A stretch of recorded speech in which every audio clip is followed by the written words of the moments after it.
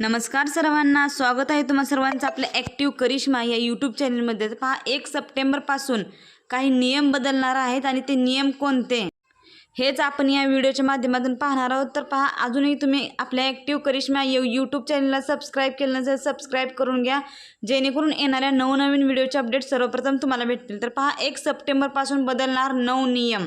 आधार card update, credit card आणि bank एफडीचे सर्वच नियम बदलणार आणि हे सर्व नियम बदलणार आहेत ते तुम्हाला जाणून घेणे खूपच महत्त्वाचे आहे। आत्ताच तुम्ही हे सर्व नियम जाणून घ्या। चला तर पाहूया। तर पहा, प्रत्येक महिन्याच्या 1 तारखेला वेगवेगळ्या विभागात महत्त्वाचे बदल होत असतात आणि 1 सप्टेंबरपासूनच आधार फीज अपडेट, क्रेडिट कार्ड नियम, स्पेशल एफडी सहित अनेक नियमामध्ये बदल होणार आहेत। याचा परिणाम सर्वसामान्यांच्या आयुष्यावर पडणार आहे।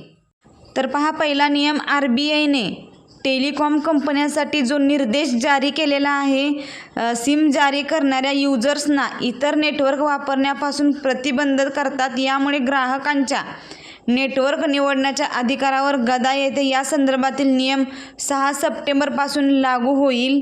तर पहा, आधार अपडेट मोफत आहे। Unique identification authority of India म्हणजेच की UIDAIने मोफत आधार अपडेटची सुविधा 14 जून ते 14 सप्टेंबर 2024 पर्यंत म्हणजेच की 3 महिन्यांनी वाढवले आहे आणि तुम्हाला या काळातच आपले आधार अपडेट करून घ्यावे लागणार आहे। तर पहा, 14 जून ते 14 सप्टेंबर पर्यंतच।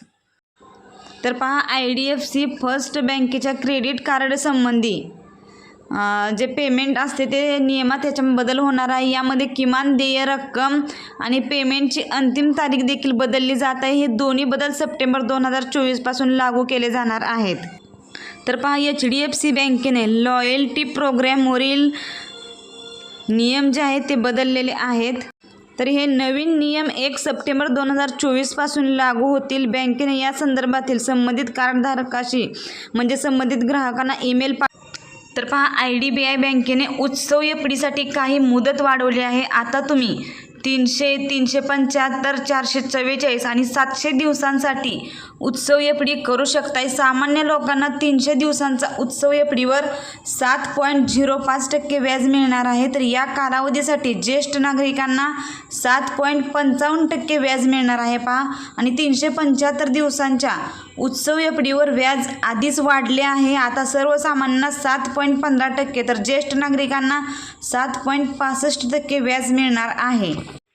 तर पहा, इंडियन बँकेने इंड सुपर 300 डेवर व्याज वाढवले आहे। सर्वसामान्यांना पूर्वीपेक्षा जास्त व्याज मिळेल याची मुदत वाढवण्यात आली असून तुम्ही 30 सप्टेंबरपर्यंत पैसे जमा करू शकताय। तर या योजनेअंतर्गत सर्वसामान्य नागरिकांना 7.05%, ज्येष्ठ नागरिकांना 7.55% आणि सुपर सिनियर सिटीजनना 7.80% व्याज मिळणार आहे।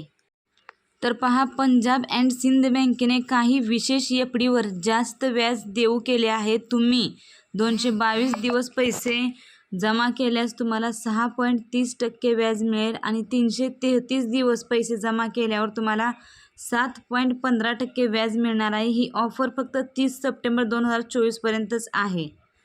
SBIचे ग्राहक 30 सप्टेंबर 2024 पर्यंत अमृत कलश योजनेत गुंतवणूक करू शकतात। पहा, 400 दिवसांची विशेष कार्यकाल योजना अमृत कलश 12 एप्रिल 2023 पासूनच 7.10% व्याज देत आहे।